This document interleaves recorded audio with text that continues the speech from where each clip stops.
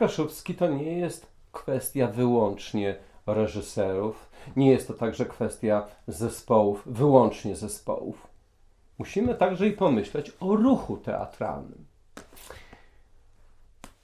Tu oto wydawnictwo ukazujące pewien jubileusz. 10 lat Powiatowego Przeglądu Teatrów Szkolnych Kaszebsko-Bina. 10 lat. 10 edycji. Czy 10 lat danego konkursu, danego festiwalu to dużo czy mało? Z czym to porównywać? Czy porównanie do teatru, nie wiem, serbołużyckiego, czeskiego czy polskiego jest zasadne?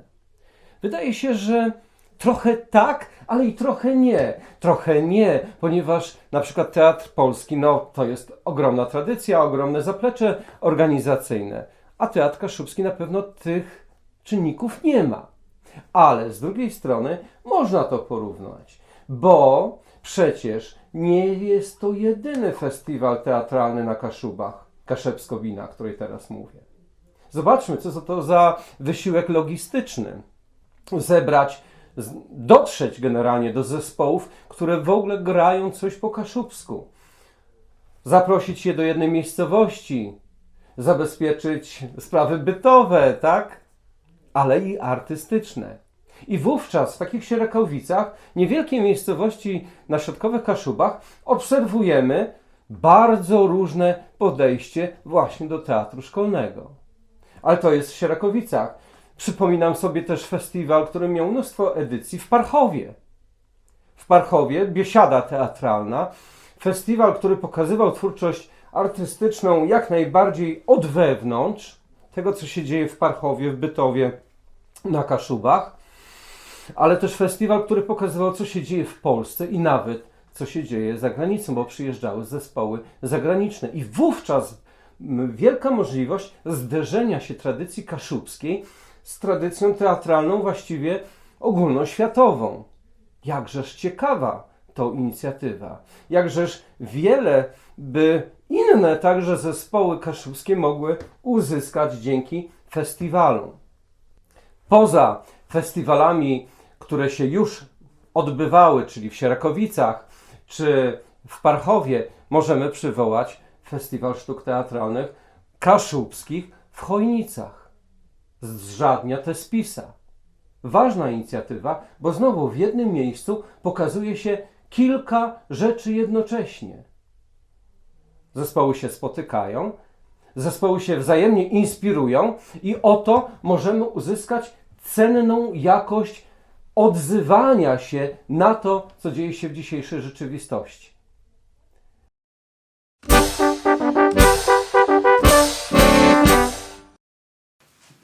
Jak to organizować? Samo życie jest pewnym bodźcem do podejmowania takich czy innych decyzji. Tutaj moją motywacją było działalność w zrzeszeniu. Tam ktoś powiedział, żeby taki teatr był, albo coś robić, żeby ci Kaszubi tutaj wyeksponowali swoją działalność. W Sierakowicach działał już zespół pieśni i tańca, w Tuchlinie tak samo. To się rodziło i tych zespołów jest mnóstwo na Kaszubach. Taką drugą cząstką tej krzewienia kaszubszczyzny moim zdaniem był teatr. I w to się zaangażowałam. Nawet takiej literatury teatralnej było mało w tych czasach. To był rok 90 już wtedy. Znalazłam dramat Rąbskiego „Jechco na świat”. 3-aktowa, długa sztuka. Zapoznałam się z treścią i czytając już ten tekst, widziałam komu jaką rolę dać, ponieważ znałam tych ludzi, którzy by pasowali do tego, tak na wyczucie, bo znałam ich zdolności, znałam ich zainteresowania i chwyciło to. Zaczęło się to tutaj. Najpierw zrobiłam sobie wędrówkę do tych znajomych, wybranych już osób. Zaprosiłam ich tu do siebie. Przedstawiłam taki pomysł, co i jak. Byli ludzie ode mnie starsi, były dwie panie starsze ode mnie, byli młodsi, zgodnie zresztą z osobami występującymi w tej sztuce. Wybrałam ciekawsze fragmenty tego i starałam się tu im odczytać, żeby wzbudzić zainteresowanie. Wybierałam takie momenty może troszkę humorystyczne, weselsze, słownictwo przecież takie chwyciło od razu. Tak, jesteśmy za. No i teraz próby robić, bo to trzeba tekst było, książki zdobyć, żeby tekst rozdać, żeby tego. Chętnych było więcej, co niektórzy się nawet poobrażali, że nie ma roli. Ja mówię, jak się da, to będziemy jeszcze przecież dalej szukać.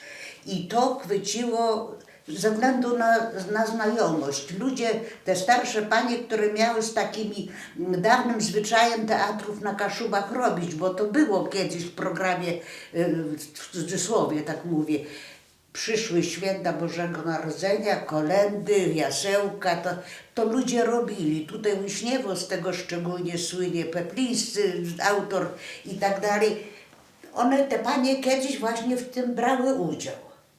Czasy się zmieniły. No próby teraz w prywatnym mieszkaniu to tak troszkę niekorzystnie, bo przecież rodzina też żyje, musi gdzieś tutaj, a ja muszę mieć pracę z ludźmi.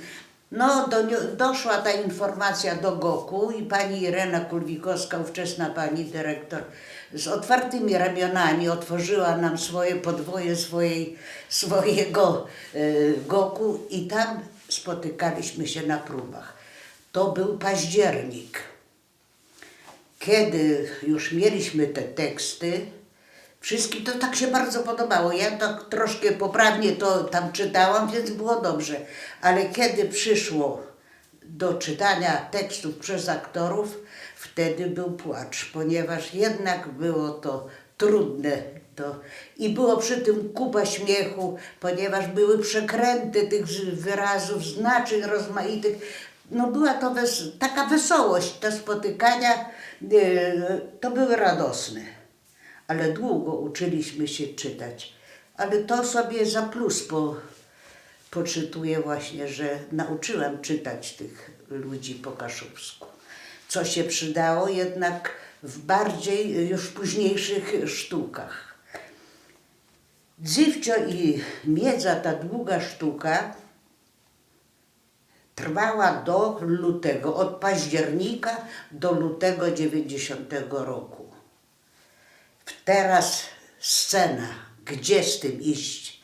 Scena w remizie strażackiej, nawet kurtyny wtedy nie miała, bo była tylko takie podium. Trzeba to było wszystko organizować. Wtedy trzeba było wszystkie akcesoria do sztuki potrzebne, meble i tak dalej, i tak dalej. No, była to i trudna, i wesoła rozmowa. Nieraz na traktorze musiałam przewozić, zdobyć i dostarczyć na scenę. Pierwszą sztukę przyjęto bardzo wesoło. Najpierw było dużo młodzieży, dzieci przede wszystkim, bo teatr będzie teatr. Drugi już występ, to się rozeszło, rozgoniło się ta wiadomość, to powtórka była, bo ludzie prosili o ten, no i tak to się zaczęło. Przede wszystkim atmosfera, tu jest bardzo ważna, atmosfera między ludźmi. No znaliśmy się, jak mówię, ze szkoły, z kościoła, z ulicy, ze sklepu. Tych ludzi po prostu tak jak swoich tutaj znałam. To ułatwiło pracę. I muszę powiedzieć i przy tej okazji pozdrowić wszystkich z tej ekipy, choć jest nas już maleńko. Większość z nich przeszła na tamten brzeg. Ale ten okres w swoim życiu zaliczam do pracowitych i takich bardzo dających mi wielką satysfakcję. atmosfera, naprawdę zrobiła się atmosfera koleżeńska, te spotkania wieczorne w Goku. Przecież to dla tych ludzi był wielki wysiłek, to są ludzie pracy. Pracowali do 5, 6 nieraz, a potem nauczyć się tego tekstu. Teksty były bardzo długie. I ja byłam pełna podziwu dla tych ludzi, dla ich zaangażowania, że tak im zależało. Każdy chciał jak najlepiej wypaść i tak dalej. Wytworzyła się ta serdeczna atmosfera. Kiedy kogoś tam nieszczęście spotkało, coś było niedobrego, płakaliśmy razem. Ale były też momenty, że i śmialiśmy się, imieniny w tym gronie, czy tam urodziny. Zawsze to jakoś tak nas łączyło. I tym ludziom ja dziękuję, że te sukcesy jakieś tam były. Tym ludziom. Potem przyszedł czerwiec, 10. rocznica śmierci księdza Sychty. No wiadomo, bogaty człowiek w twórczość, przecież to słownik, to wszystko i znany tutaj na Kaszubach organizowało zrzeszenie, ten pomnik robiło w Półzdrowie. No to była przecież pobudka Sychta na scenę jak najszybciej dla uczczenia tejże rocznicy. Dziwcio i miedza. Tę sztukę wybraliśmy, a już mieliśmy od lutego do czerwca mieliśmy bardzo mało czasu.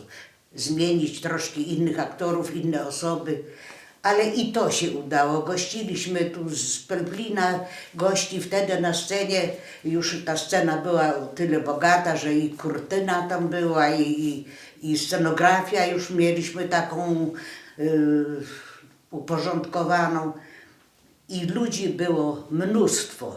Tak się to rozeszło. Następnie inna sztuka, to już były sztuki napisane, ale jak się wieść rozniosła o teatrze, sztukę swoją napisał kiedyś pan Stanisław Jankę, roczezna, to znaczy rocznica, dostarczył nam tę sztukę, zaprosiliśmy, to była prapremiera, bo nigdzie nie było wystawiane.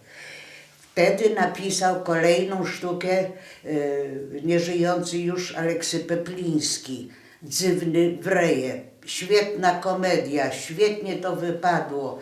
Nabraliśmy już takiej, no ja nie wiem, takiej może ogłady, jakiejś takiej pewności, już tej tremy na scenie tak nie było.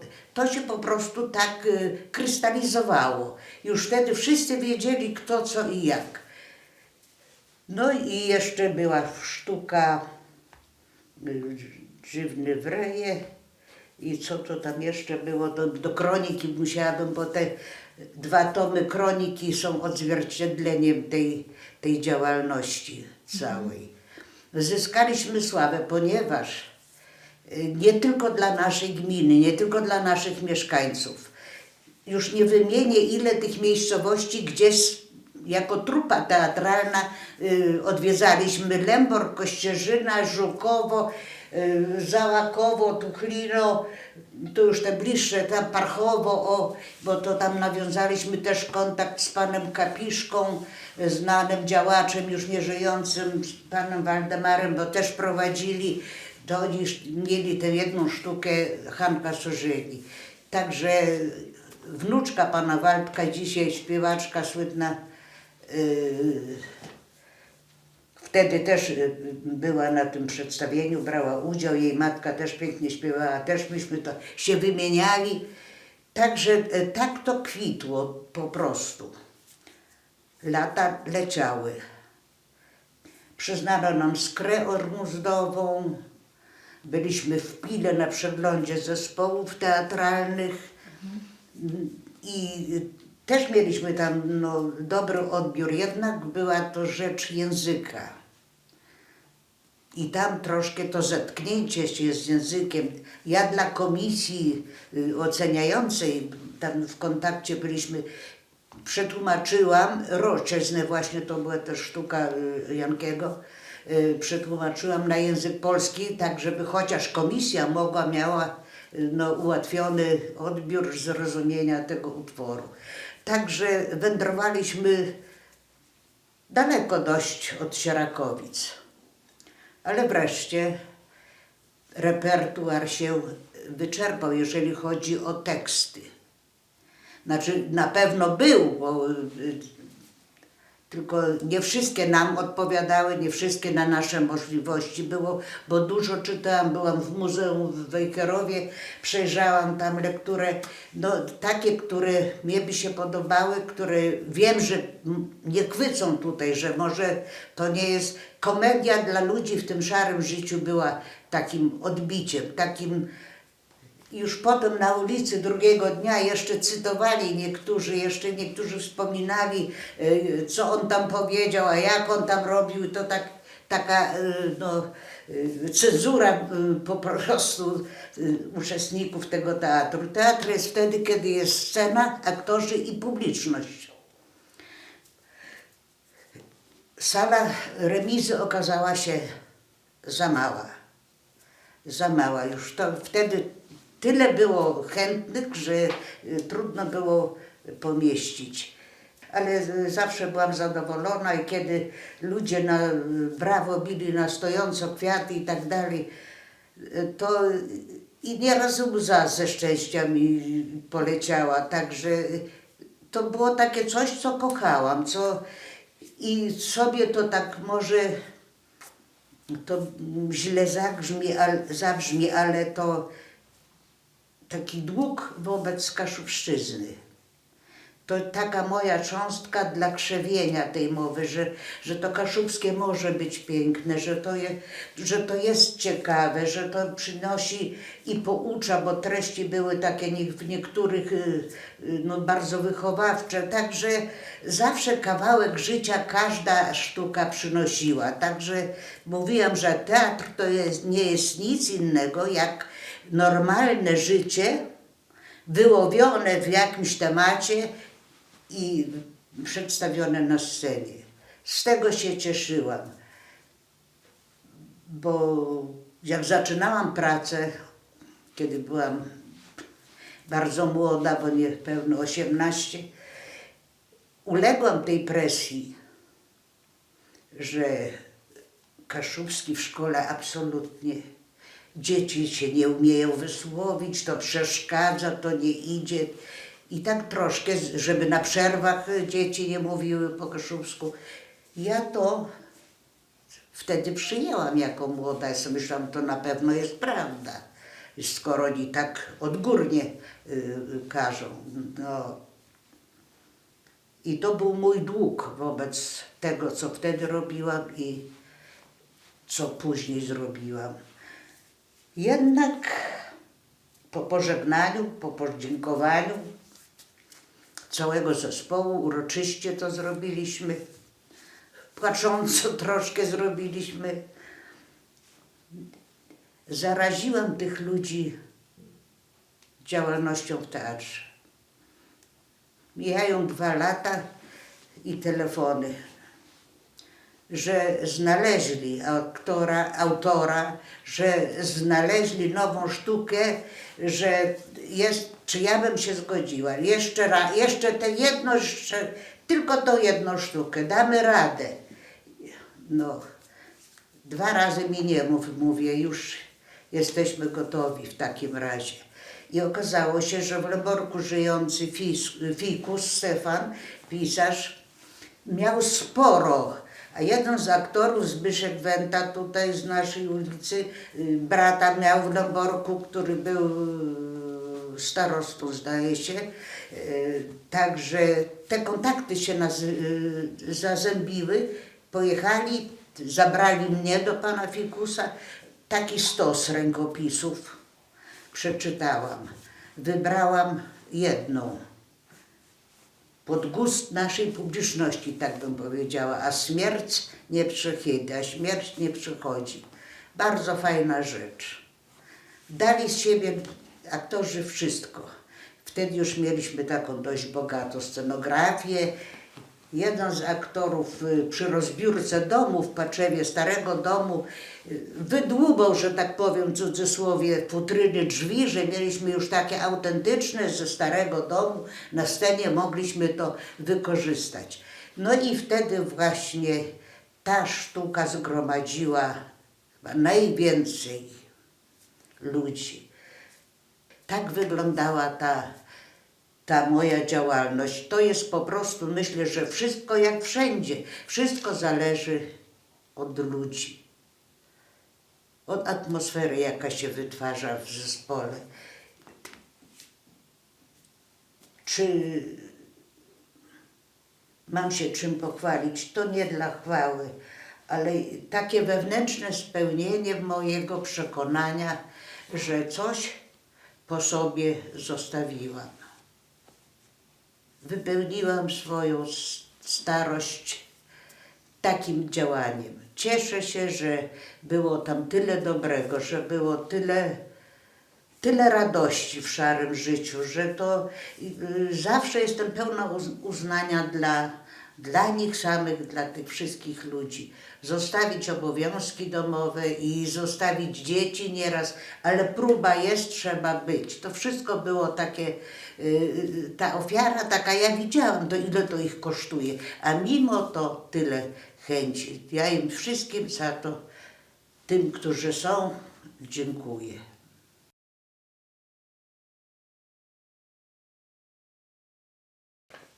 Krótko powiem, każdy w sobie ma coś z aktora, każdy. Zależy tylko od sytuacji, zależy od, no może przykładów.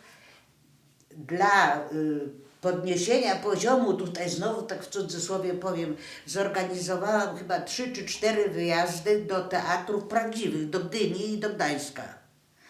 Po prostu, żeby oni widzieli, jak można, jak to wygląda, czego nie należy się wstydzić, czego nie takiej żeby się pozbyć tremy, tego wszystkiego. To były takie przykłady.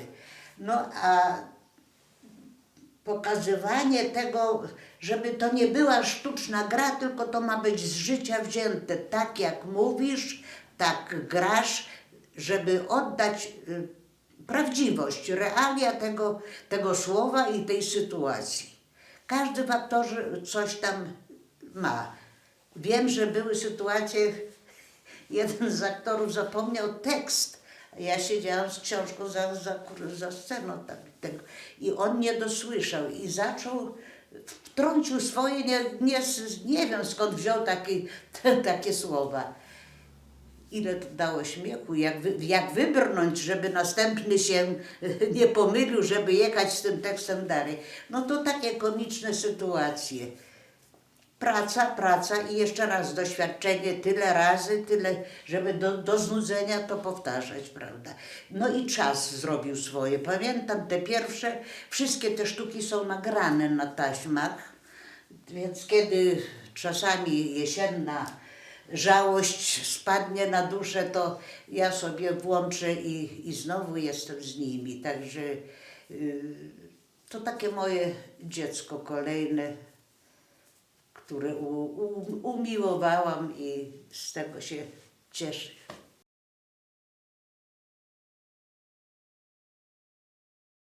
Tak, na pewno tak, ale ja jeszcze z żyjącymi autorami tych sztuk byłam w kontakcie, że chciałam opuścić to czy tamto, bo nieraz było tam słowo nie takie, czy skrócić na przykład, bo było dużo tekstu dla aktora do opanowania. To z tymi żyjącymi, tu z Peplińskim i z panem Fikusem i z panem Jankę, to ja uzgadniałam, że tak mogę sobie to zrobić. Oczywiście w każdej sztuce autor widzi swoją wersję. Ja kończąc, kiedy zapadła kurtyna i skończyło się przedstawienie, zeszłam do autora, do pana Fikusa, ja mówię, czy w jego odbiorze jest to tak, jak on sobie wymyślił, czy odegraliśmy to tak, jak to on, jaką wizję on miał. Powiedział, pani, jeść można lepiej.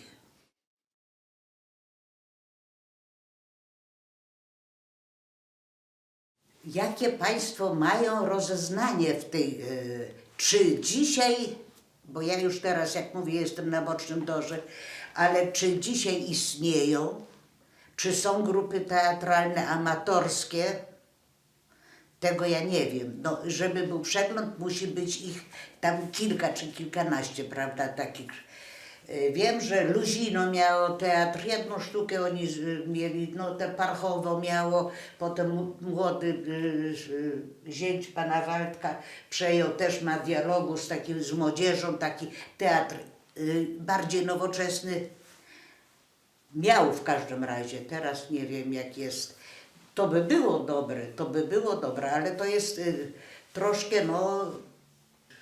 Pamiętam, jak w tej Pile było duża scena, kiedy my jesteśmy przygotowani tutaj na nasze warunki te sceniczne, a wtedy duża scena i inne warunki, to też jest dość, no, problematyczne. Najpierw, żeby po prostu były te grupy, żeby były te teatry, żeby one działały, bo to jest jednak, to też rzuciliśmy się na wielką wodę, myślę, kiedy wszechwładna telewizja zagarnęła wszystko, czas wolny, prawda, jak ludzie się, no, klapki na uszy, bo Aleksis nikt nie może drugiego odwiedzać, bo jest film, bo jest tamto, a teraz wkroczyć z Kaszubskim Teatrem, to też była pewnego rodzaju odwaga.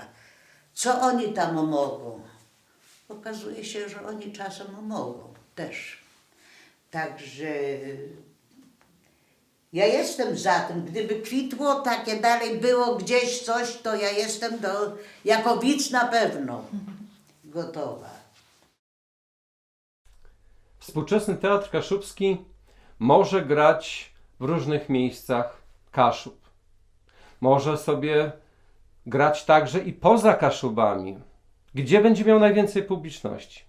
Oczywiście na samych Kaszubach. Czy ma się współczesny Teatr Kaszubski godzić na granie wyłącznie w szkole, wyłącznie w świetlicy albo w Domu Kultury?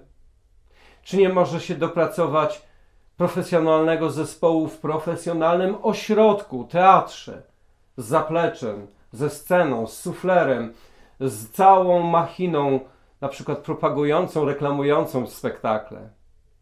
Chyba może. Kiedy się rozmawia z młodszymi przedstawicielami Teatru Kaszubskiego, czy szerzej literatury kaszubskiej, mówią właśnie o tym, iż nie chcą wyłącznie tworzyć już na świetlicy. Nie chcą wyłącznie tworzyć kaszubskiego teatru w oto sytuacji jakiejś festynowej, że żądają od siebie, ale także i od widza coraz więcej. Myślę sobie tutaj o takim projekcie teatralnym, który kilka lat temu się pojawił, Teatrze Neokaszubia. Przygotowali przedstawienie na podstawie Lecha Bątkowskiego, Sąd Nieostateczny, ale co ciekawe, zdecydowali się nie grać w taki skromny, inscenizacyjnie sposób, ale wypuścili się na imponującą, dużą scenę Filharmonii Kaszubskiej w Wejherowie, gdzie oprócz tego, że sami grali bardzo odważnie, bardzo ekspresyjnie, pozwolili sobie na pewne pomysły scenograficzne, ale także i na wielkoformatowe wizualizacje. Świetnie się to oglądało. Nie tak, jak jesteśmy niestety przyzwyczajeni do jakiegoś małego zespołu teatralnego dzieci, które są bardzo sympatyczne, no ale przecież właśnie od teatru oczekujemy także i jakiegoś szoku poznawczego, jakiegoś estetycznego poruszenia. Neokaszubia umiała coś takiego osiągnąć w tamtym spektaklu. Ale Neokaszubia na tym nie poprzestała. Przypominam sobie przedstawienie Sobótka na przykład. To przedstawienie, które pokazuje współczesność i znowu bardzo zadziornie, bardzo niejednoznacznie i pewnie nie nadaje się taki spektakl na żaden festyn. Pewnie się nie nadaje może i także do szkoły. Ale istotne jest, aby we współczesnym Teatrze Kaszubskim nie bać się trudnych tematów, nie bać się prowokacji. Wspomniany tutaj już Adam Hebel jest taką postacią teatralną na Kaszubach, która nie obawia się prowokacji na pewno. Można sobie przywołać jego początki, kiedy spełniał się przede wszystkim jako kabareciarz. Być może wiele osób na Kaszubach zna jego pomysł na kabaret Kunda. Żart twardy, może i ciężki, ale oczywiście w poetyce kabaretu. I potem jego decyzja, aby z grupą przyjaciół robić Wegwizer. Forum teatrów, które grają na szczudłach, grają z ogniem, grają plenerowo. To jest właśnie bardzo ciekawa perspektywa. Mówię tutaj o Adamie Heblu, ale co do teatru na szczudłach czy teatru z ogniem, no przypominam sobie Czarną Dąbrówkę i na przykład zespół, który grał Remusa poprzez konwencję teatru plenerowego, Teatr Młodych Gotów.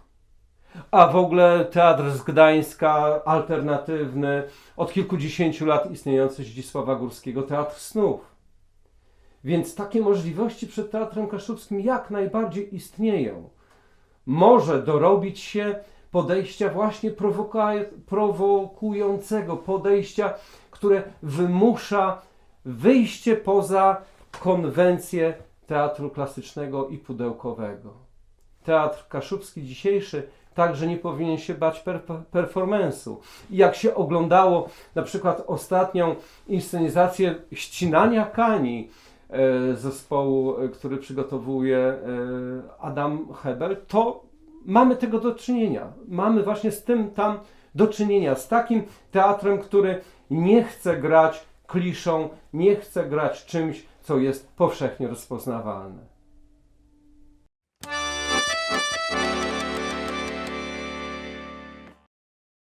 Parłančení robite v kabarece i v teatrze to je jak chodzenie z taką papugą na ramieniu, która nasołedzywo w nomni pasownych sztutach i używo nomni pasownych słowów. To jest coś takiego, bo jeśli ja jak kto ma doświadczenie w kabarece, występiwum na binie jak aktor w teatrze, to czasem jest sołedzywo coś takiego, że ja by chciał tu zagrać z grebą sztryśką, ja by chciał zrobić tu kabaret, ale nie mogę tego zrobić, nawet jeśli to jest komedia. Tym bardziej, jeśli to jest komedia, bo komedia to jest co innego jak kabaret i nie można tego mieszać. W teatrze aktor musi całym sobą być w postację. Ja by był nieszczery i to by nie zadzejało, jeśli ja by na sztut wylazł ze swojej postacji i mergnął łeka do publiczności. A w kabarece my to robimy non-stop. Osobliwie temu, że kabaret Kunda jest dniowym kabareta, gdzie mamy obserwacyjny humor, gdzie mamy elementy stand-upu, mamy interakcję z publicznością i wtedy my robimy taki niepisany ugodenk z widownią, że my nie będziemy grele za bardzo na serio, nie wchodzimy w te postacje, a nie krytykuje to nas za to i dzięki temu wszyscy się dobrze bawimy.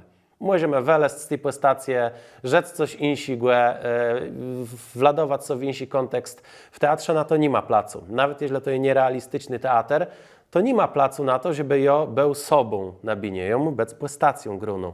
I bardzo ciężko je to rozdzielec, ale no tako je robota kogoś, kto ma i robota w kabarece i w teatrze. Ale są taci rzeczy, w jakich to pomogą. To znaczy kabaret dawał możliwość stać ich w cudzysłowie eksperymentów na ledzach. To znaczy sprawdzimy, jakie rzeczy budzą jako reakcja i później ta wiedza, to doświadczenie możemy wezwać w teatrze.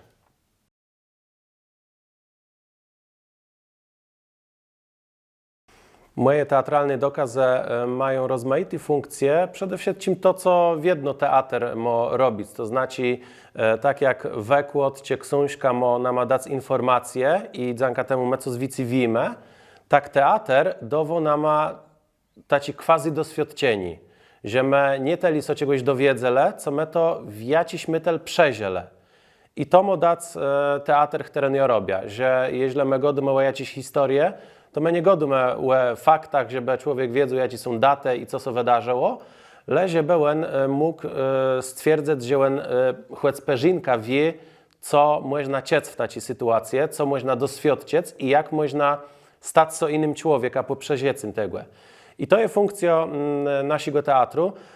My poresivujemy często historyczny temy i kto się może zdziwić, że teatr zimki, a ci wychodzą z literackiego ekrangu zimk, który bardzo często łedrywo są od tradycjów i bardzo mocno zdrzyw przyndność, jak my możemy pokazywać historię, tak jak to jest w dramach takich jak Sobutka, czy w monodramie Najukrewio, ale prawie to idzie, żeby opowiedzieć ta historia nie temu, żeby zdrzeć w uszłość, ale żeby ja przeżyć, żeby móc głębiej zrozumieć człowieka osadzonego w jakichś realiach, czasa zdrzec też nie tyle w historię, co w to, co ta historia w nas ustawiła.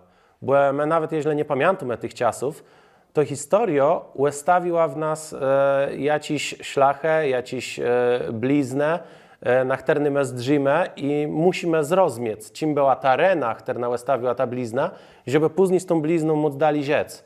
I tym, co zajmą na przykład Sobutka, która jest taką odpowiedzią na potrzebę ludzi, które bardzo często mają wyrzuty do kasiepskich strzodowiściów, że dzisiaj kasiepski język się rozwija w szkołach, ale my są w żaden sposób nie rozliczyli, czy nawet nie próbujemy pogadać o tym, co się działo w czasach PRL-u i co robili wtedy szkolny zagodani po kasiepsku.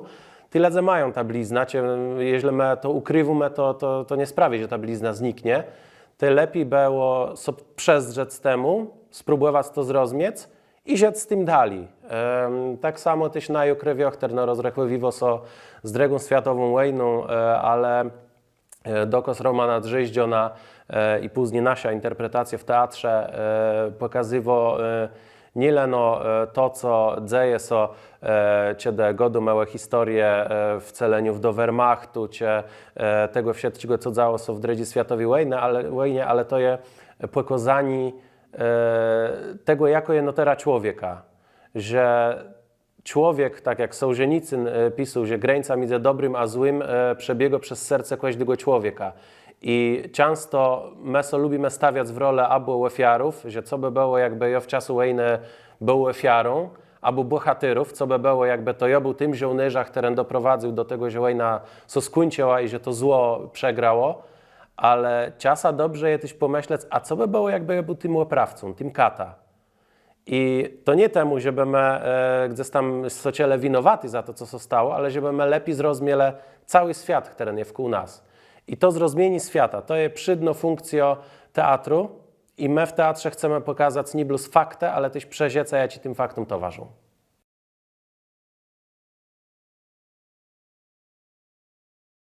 Instytucjonalny teatr we Wejrowie. To jest brzątwienie, ja ci pora lat, je takim postulata, ale takim postulata, który pewna idzie w left. To znaczy, wszyscy go dają, my brakujemy teatru, Wejrowsko bina je no lepsze na to, do tego Wejrowo to jest plac też dobrze skomunikowany, gdzie wiele ludzi może dotrzeć i tam taki instytucjonalny kasiepski teatr by był potrzebny.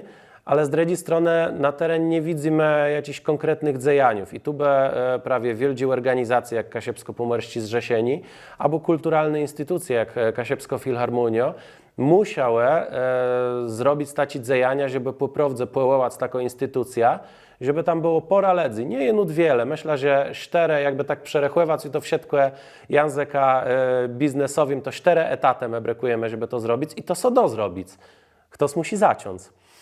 I taki teatr poprawdze by pomógł nam i w kwestiach edukacyjnych, i w kwestiach artystycznych, i w kwestiach językowych, żeby my mogli lepiej funkcjonować.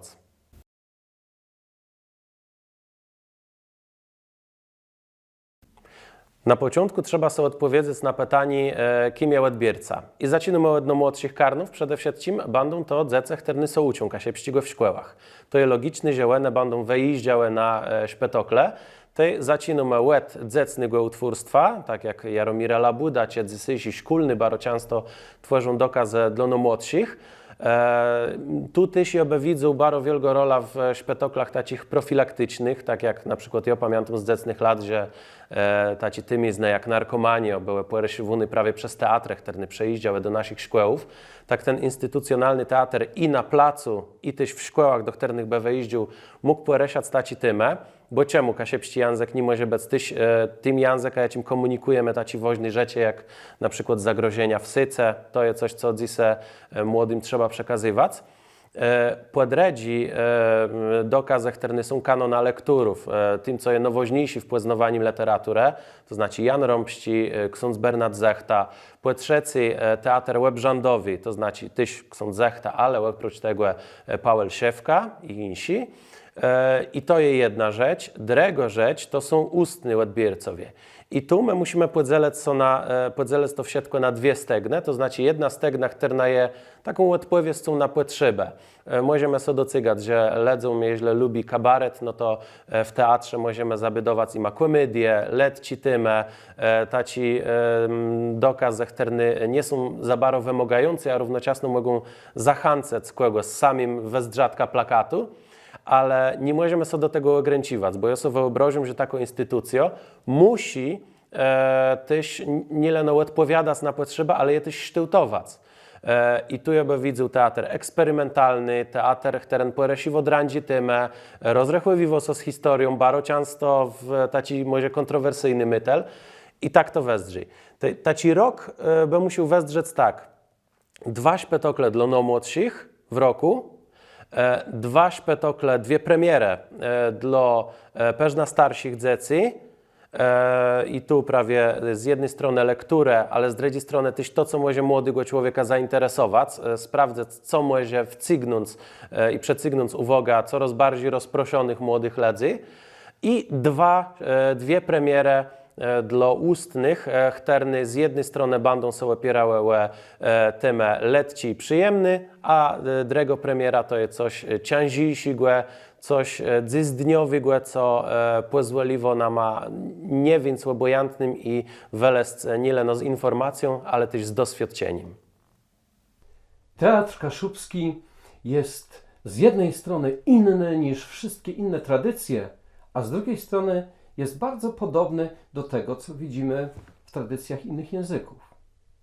Jest inny, ponieważ na pewno nie ma tych wszystkich składników, które na przykład generowały teatr antyczny. Nie mamy tradycji w związku z tym śródziemnomorskiej, nie mamy tak głębokiej tradycji średniowiecznej, renesansowej. I może ktoś by nawet powiedział, że teatr kaszubski rozpoczyna się dopiero gdzieś na początku pierwszej dekady XX wieku. I pod tym względem może ktoś sądzić, że oto teatr kaszubski to rzeczywistość mało frapująca. Taki jednak styl myślenia jest generalnie błędny, bowiem nie docenia pewnej odmienności kulturowej, która jest na Pomorzu, która jest na Kaszubach i która dotyczy tej oto niewielkiej liczebnie grupy osób, ludzi myślących, czujących, marzących po kaszubsku. To ludzie, którzy rzeczywiście wytworzyli myślenie o teatrze bez może nawiązywania do Arystotelesa, czy Arystofanesa, czy jakiejś innej tradycji. Zaczynali od tego, co ludyczne, od tego, co zabawowe, albo druga strona, sięgali do tego, co pierwotne i mityczne. Więc te źródła teatru kaszubskiego są na pewno odmienne niż widzimy w teatrze niemieckim, w teatrze polskim czy rosyjskim. Teatr małej grupy kaszubski, niewątpliwie mając w swojej podstawie albo ludyczność, albo rytualność, musiał pójść w inną stronę.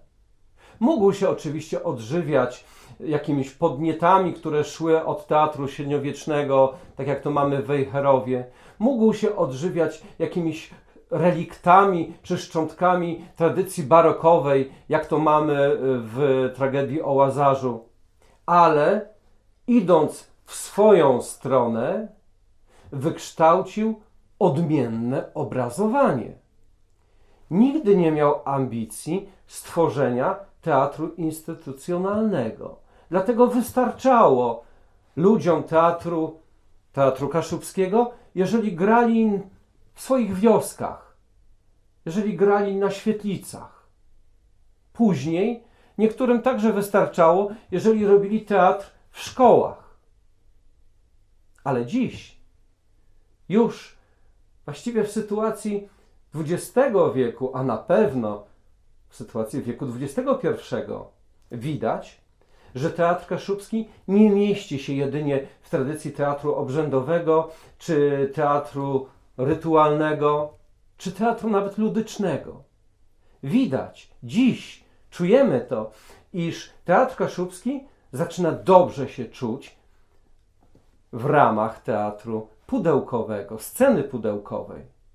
Ale widzimy także, że ten teatr ma ambicje przekroczenia i oto widzi się w performance'ie, czy widzi się w inscenizacjach. Może największym zadaniem na najbliższe lata będzie wykształcenie profesjonalnego zespołu kaszubskiego teatralnego, który ma reżysera, aktorów, scenografów i zaplecze instytucjonalne. Stworzenie kaszubskiego teatru to jest, wydaje się, cel do osiągnięcia. I to może szybciej, niż się to zdaje. O teatrze kaszubskim, współczesnym i dawnym, o Kaszubach rozumianych jako teatralnicy, reżyserzy, aktorzy, o Kaszubach jako tych, którzy noszą maski, którzy grają poprzez gest i mimikę, poprzez tekst i granie i śpiewanie. To wszystko opowiadał Wam Daniel Kalinowski, mieszkaniec świata tego i mieszkaniec Kaszub.